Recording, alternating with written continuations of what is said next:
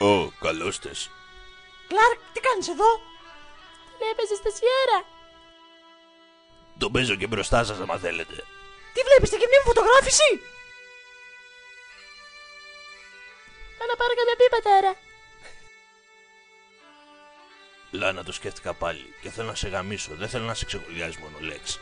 Δεν θέλω να με γαμίσεις. Ο Λέξ έχει μεγαλύτερη μπούτσα από σένα, το κατάλαβες?